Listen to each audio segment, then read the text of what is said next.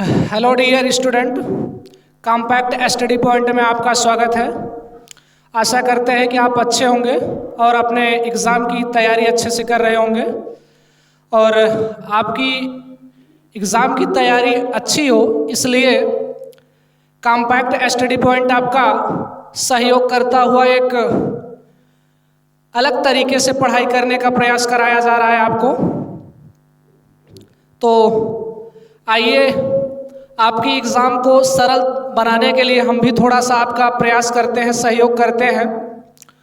तो आपके परीक्षा के लिए कहना है, दरिया हो या पहाड़ हो टकराना चाहिए, दरिया हो या पहाड़ हो टकराना चाहिए, जब तक हैं सांसें जिए जाना चाहिए, दरिया हो या पहाड़ हो टकराना चाहिए, जब तक हैं सांसें जिए जाना चाहिए। वैसे तो हैं कदम कदम पर मुश्किलें सामने, अगर कोई ना हो तो खुद से ही टकराना चाहिए, खुद से ही लड़ जाना चाहिए। तो आइए,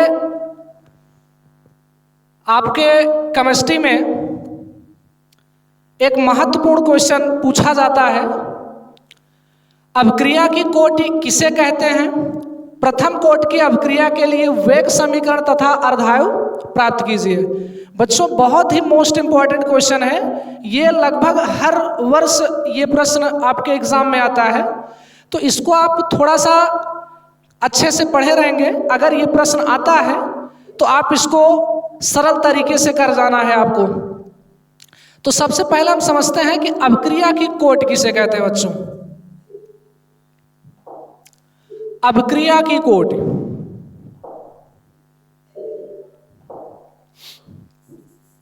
आइए समझते हैं अभिक्रिया की कोटि।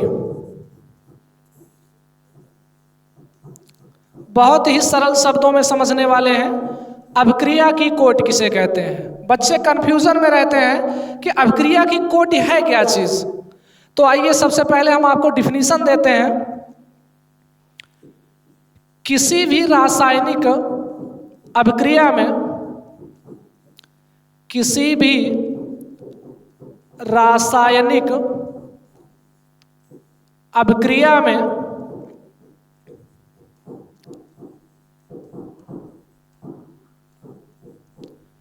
उपस्थित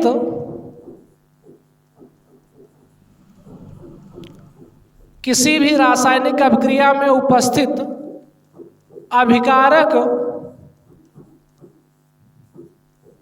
पदार्थों के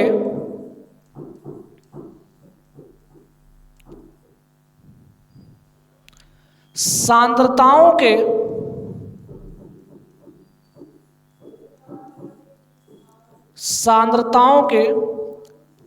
घातों के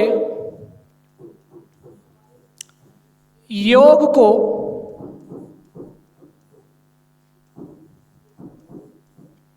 अभिक्रिया की कोटि कहते हैं। अभिक्रिया की कोटि कहते हैं बच्चों।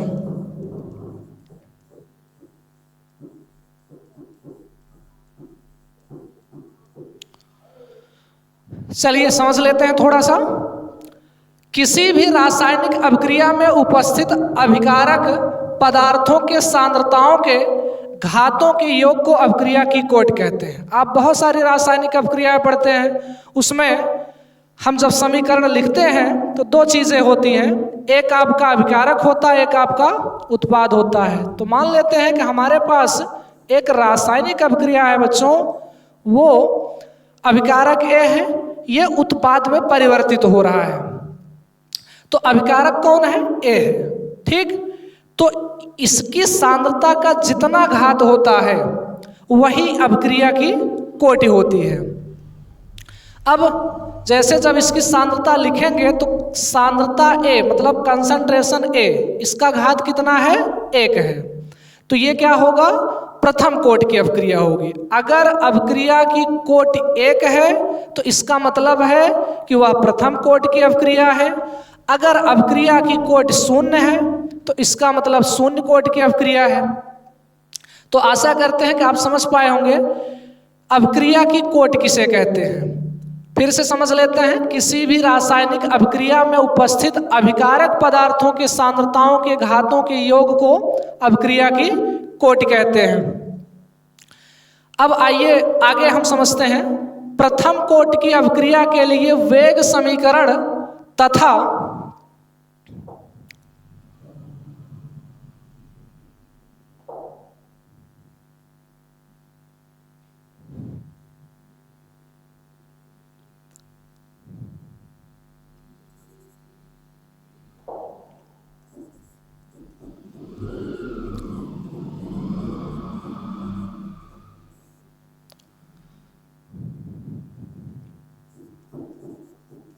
ये चीज बच्चों, अभिक्रिया की कोट किसे कहते हैं?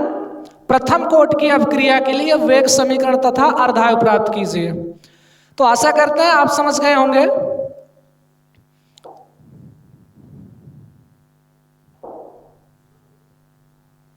अभिक्रिया की कोट किसे कहते हैं? अभिक्रिया की कोट किसे कहते हैं? याद रखना बच्चों, हमेशा के लिए जो रासायनिक अभिक्रिया दी गई होगी, अभिकारक की सांद्रता का घातों का योग जितना होगा वही क्या कहलाएगा? अभिक्रिया की कोटि कहलाएगी। ठीक, अब हम समझते हैं प्रथम कोटि की अभिक्रिया के लिए व्यंजक। प्रथम कोटि की अभिक्रिया के लिए अभिक्रिया के लिए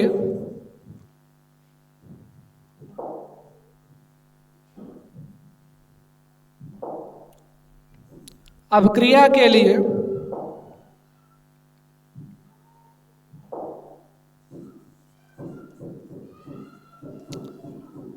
अभिक्रिया के लिए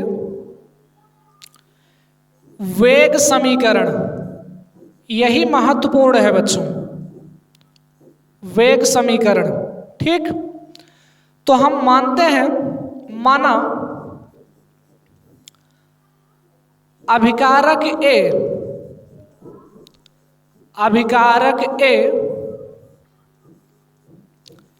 उत्पाद में परिवर्तित हो रहा है, उत्पाद में परिवर्तित हो रहा है।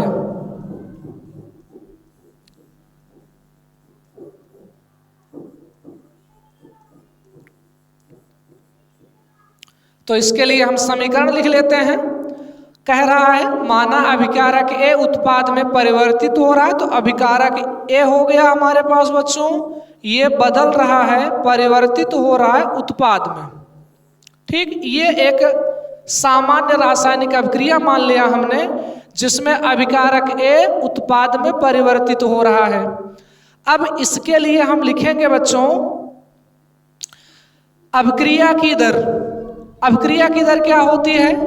तो अभिक्रिया की दर एक निश्चित समय में या एकांक समय में अभिकारक या उत्पाद की सांद्रता में परिवर्तन को अभिक्रिया की दर कहते हैं।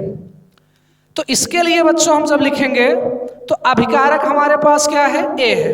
तो इसकी सांद्रता में, इसकी सांद्रता कैसे लिखेंगे? स्क्वायर ब्रैकेट में कंसंट्रेशन ए पढ़ा जाता है इसको, तो D concentration A upon D T.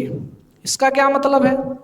यही है बच्चों अभिक्रिया की दर, जिसमें डी बता रहा है कि सांद्रता ए में परिवर्तन हो रहा है। कितने समय में? dt समय में। ये अनुक्रमानुपाती होता है अभिकारक की सांद्रता के। ये इस अभिक्रिया के लिए अभिक्रिया की दर है। अभिक्रिया की दर किसके अनुक्रमानुपाती होता है? अभिकारक के सांद्रता के। ठीक, तो D concentration A upon dt अनुक्रमानुपाती किसके है?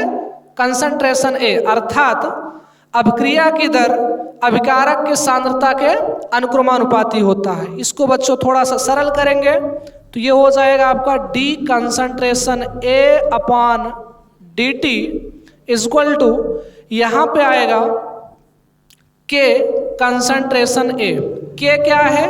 ये अनुक्रमानुपाती नियतांक है। ठीक, यहां तक समझते हैं, आगे चलते हैं। तो हमारे पास प्राप्त क्या हुआ बच्चों, D concentration A upon D T is equal to K concentration A. अब शुरू करते हैं। यहां पे मानते हैं बच्चों, माना अभिकारक की,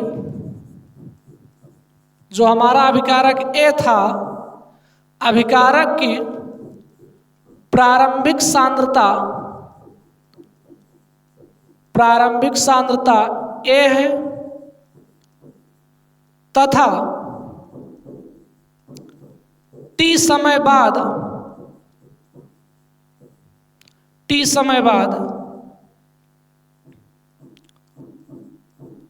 ए माइनस एक्स हो जाता है,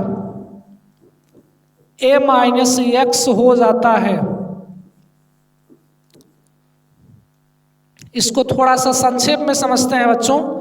हमारे पास जैसे रासायनिक अभिक्रिया थी, ए हमारा बदल रहा था उत्पाद में, तो ए का प्रारंभिक सांद्रता बच्चों स्मॉल ए है, और ये कब है, प्रारंभिक का मतलब होता है बच्चों जब रासायनिक अभिक्रिया शुरू ना हुई हो, दैट इज अर्थात टी बराबर जीरो। टी बराबर जीरो का मतलब कुछ नहीं, जब कुछ नहीं तो मतलब प्रारंभ में अभिकारक ए की सांद्रता स्मॉल ए थी। अब कह रहा है टी समय बाद बच्चों, टी समय बाद अभिकारक की सांद्रता ए माइनस एक्स हो जाता है, अर्थात उत्पाद बन गया कितना, एक्स।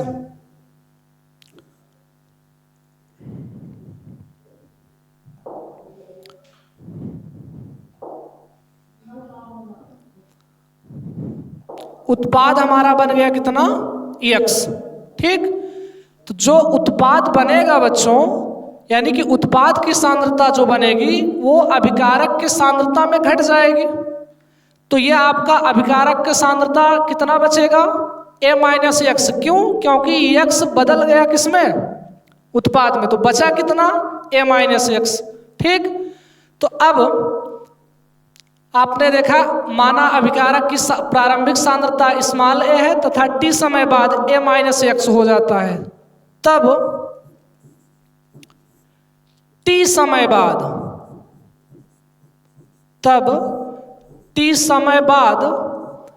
अभिक्रिया की दर,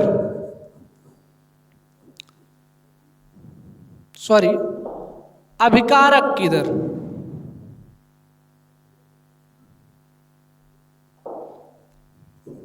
अभिक्रिया की दर, अभिक्रिया की दर क्या हो जाएगी बच्चों, डी, अब सांद्रता कितना हो गया है, ए माइनस एक्स, टी समय बाद, तो D A minus x upon D T.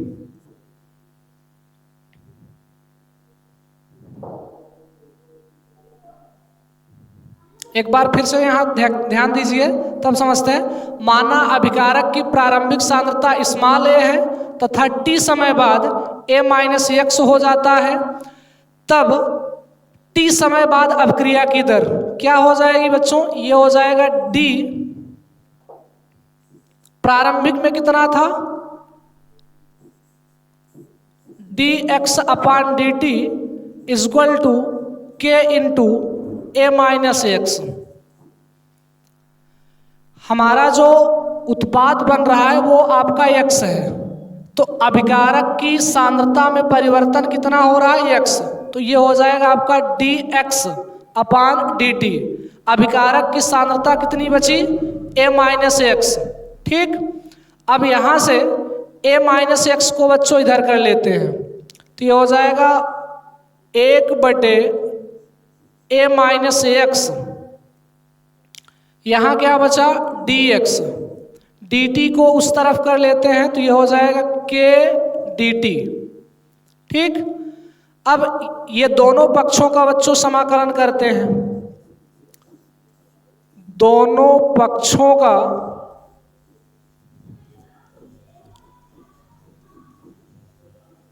समाकलन करने पर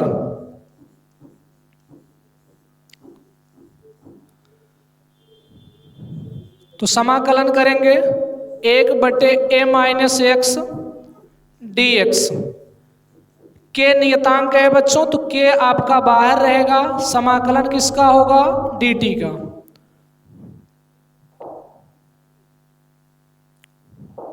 समाकलन किसका होगा, dt का। अब ध्यान दीजिए, मैथ वाले बच्चे जो होते हैं वो तो समझ लेते हैं, लेकिन जो बायो ग्रुप के बच्चे होते हैं वो याद रखिएगा 1/a-x का समाकलन जो होता है बच्चों -log a-x।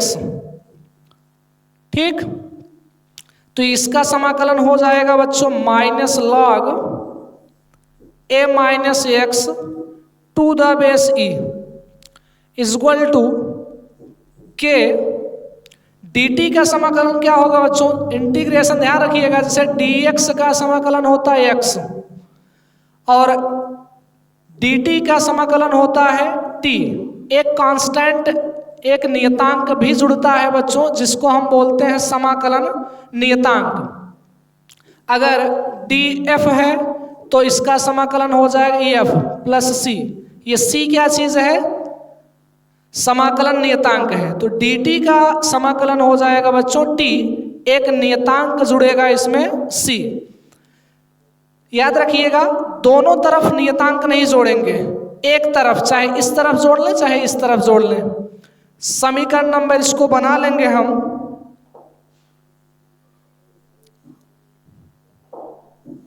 समीकरण इसको बना लेंगे 1। ठीक, आगे समझते हैं।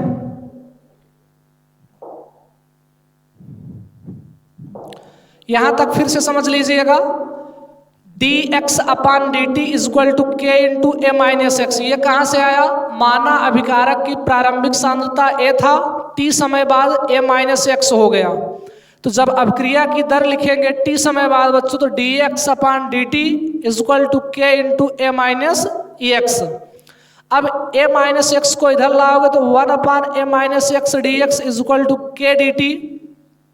दोनों पक्षों का समाकलन किया गया, दोनों पक्षों का समाकलन करने पर इसका समाकलन -log a-x equal to kt plus c। dt का समाकलन क्या होता है, t होता है। आगे समझते हैं। अब यहां से हम बच्चों ये जो समाकलन नियतांक यहां पर जुड़ा है इसका मान निकालेंगे। मान कैसे निकालेंगे, प्रारंभ में बच्चों,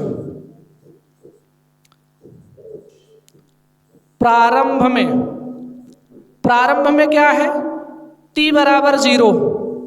जब t बराबर 0 है तो x की सांद्रता कितनी है, 0, अर्थात x बराबर भी क्या होगा, 0 होगा। यहां पर आप देखिए जब हमने t बराबर 0 लिया है तो अभिकारक की सांद्रता क्या है, a है, उत्पाद की सांद्रता 0 है, तो उत्पाद की सांद्रता यानी कि सांद्रता में परिवर्तन 0 है, x बराबर 0। ये मान इसमें रखते हैं समीकरण 1 में।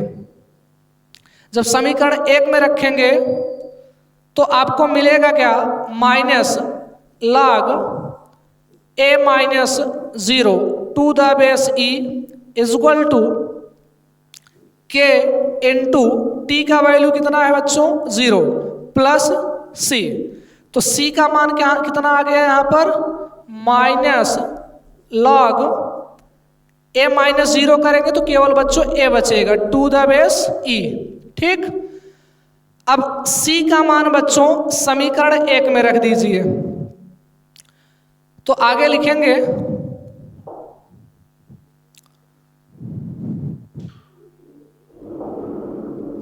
समीकरण 1 हमारा ये है, यहीं से देख लेते हैं।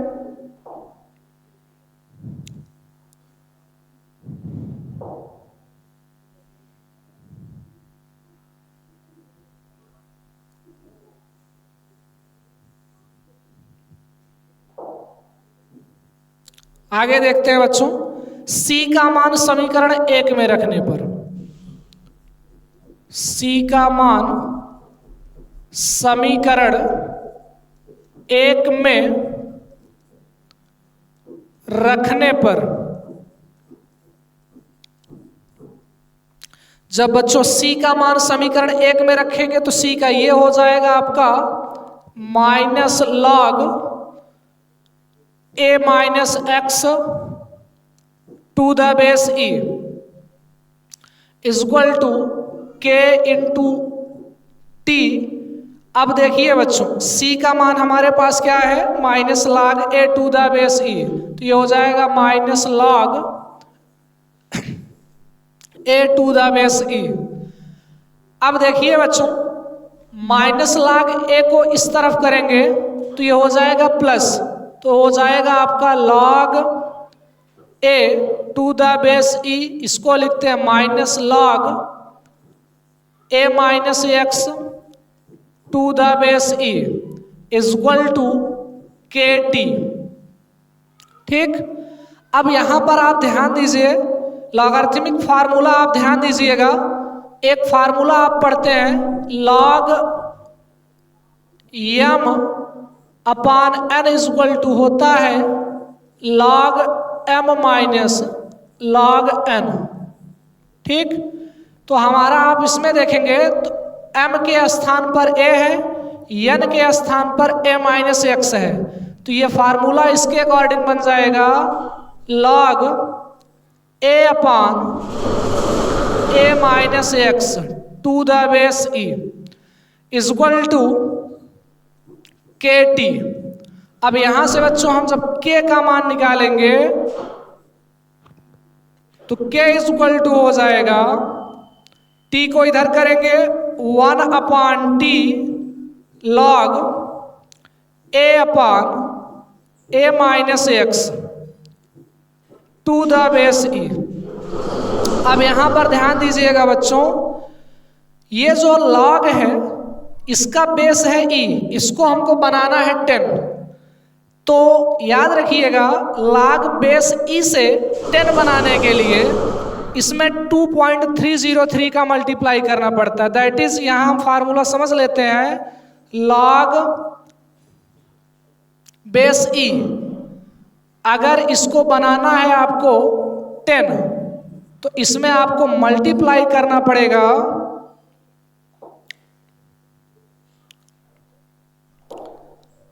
लॉग बेस e को बनाना है लॉग बेस 10, तो इसमें मल्टीप्लाई कर देना है 2.303 का। ठीक, तो यहां से आपका हो जाएगा k इक्वल टू, इसको 10 बनाना है तो इसमें हम मल्टीप्लाई कर दे रहे हैं 2.303 upon T log a upon a minus x to the base 10।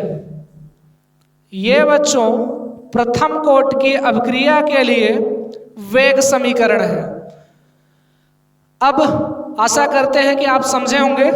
अब इसके लिए हम प्राप्त करेंगे अर्ध आयु।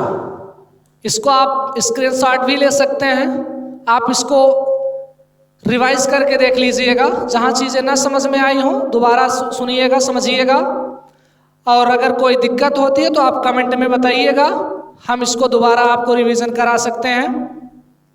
आगे समझते हैं।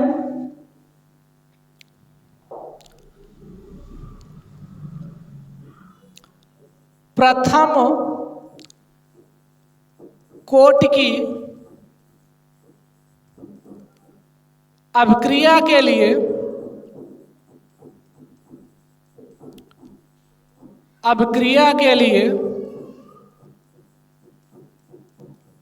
अर्ध आयु। सबसे पहले तो बच्चों समझ लेते हैं अर्ध आयु क्या होता है। अर्ध आयु बच्चों जैसे कि शब्द से ही स्पष्ट है, अर्ध आयु, अर्ध का मतलब होता है आधा। अब समझते हैं बच्चों, जैसे आपका एक अभिक्रिया है, ए से आपका उत्पाद में कन्वर्ट हो रहा है, तो होता क्या है अर्ध आयु। एक समय होता है, वह समय जिसमें अभिकारक, एक ऐसा समय जिसमें अभिकारक अपनी प्रारंभिक सांद्रता का आधा रह जाता है, वह समय अर्ध आयु कहलाता है। फिर से समझते हैं, या यहां पर हम लिख देते हैं अर्ध आयु क्या होता है? वह समय जिसमें अभिकारक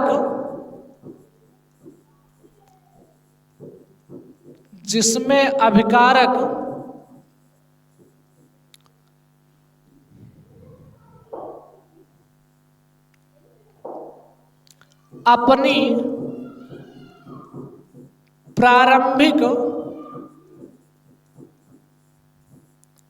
सांद्रता के लिए, सांद्रता का बच्चों, अपनी प्रारंभिक सांद्रता का आधा रह जाता है, आधा रह जाता है, अर्ध आयु कहलाता है, अर्ध आयु कहलाता है। इसको थोड़ा सा एग्जाम्पल के सहायता से समझते हैं बच्चों। जैसे हमारा कोई अभिक्रिया है, ए से आपका उत्पाद बन रहा है, तो इसकी प्रारंभिक सांद्रता ए मान लेते हैं बच्चों, और ये कब है? t बराबर 0 पर, तो उत्पाद की सांद्रता कितना है? 0 है। अब मान लीजिए कुछ समय बाद, मानते हैं कुछ समय बाद अभिकारक की सांद्रता आधी हो जाती है, तो a/2 आधा हो गया। आधा कहाँ चला गया? उत्पाद में परिवर्तित हो गया। तो जितने समय में अभिकारक अपनी प्रारंभिक सांद्रता का आधा रह जाता है, उस समय को अभिक्रिया की अर्ध आयु कहते हैं। तो अभिक्रिया की अर्ध आयु को बच्चों t½ से डिनोट करते हैं। तो माना कि t½ समय में अभिक्रिया की या अभिकारक की प्रारंभिक सांद्रता अपनी प्रारंभिक सांद्रता का आधा रह जाता है।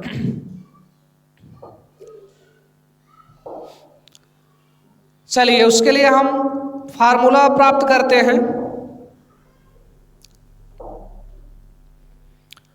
तो इसको हम प्राप्त करेंगे प्रथम कोटि की अभिक्रिया से। प्रथम कोटि की अभिक्रिया के लिए वेग समीकरण आपने क्या प्राप्त किया बच्चों? K = 2.303 upon t log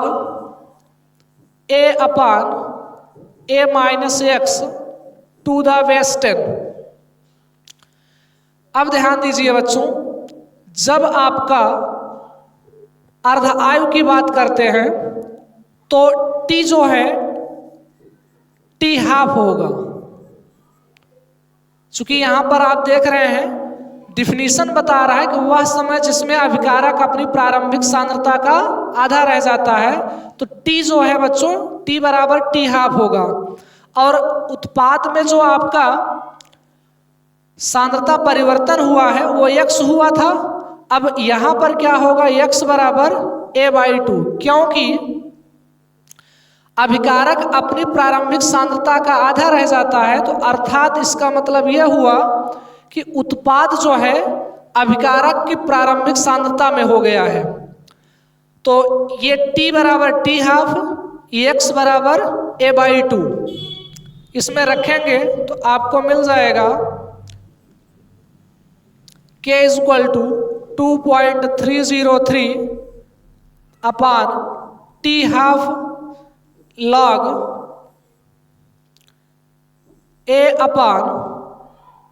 a/a-x के स्थान पर a/2 टू द बेस 10। इसको सरल करते हैं तो आपका प्राप्त होगा 2.303 अपान t½ इसको सरल करेंगे बच्चों तो 2 × a होगा 2a, 2a - a होगा तो आपका a बचेगा। यहाँ पर हो जाएगा log a/a/2 to the base 10। T half को इस तरफ कर लेते हैं, चूंकि हमको अर्ध आयु निकालना है, तो टी हाफ बराबर 2.303 अपान के हो जाएगा।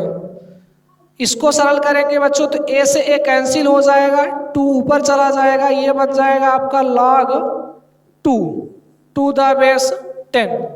आगे सरल करेंगे इसको बच्चों तो T half is equal to 2.303 upon के।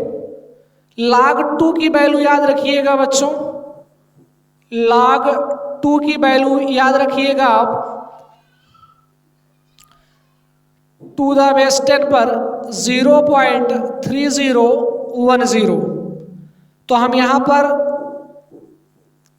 देख रहे हैं log 2 है, टू द बेस 10 है, तो मान रखेंगे तो 2.303 अपान के, इसकी वैल्यू हो जाएगी 0.3010।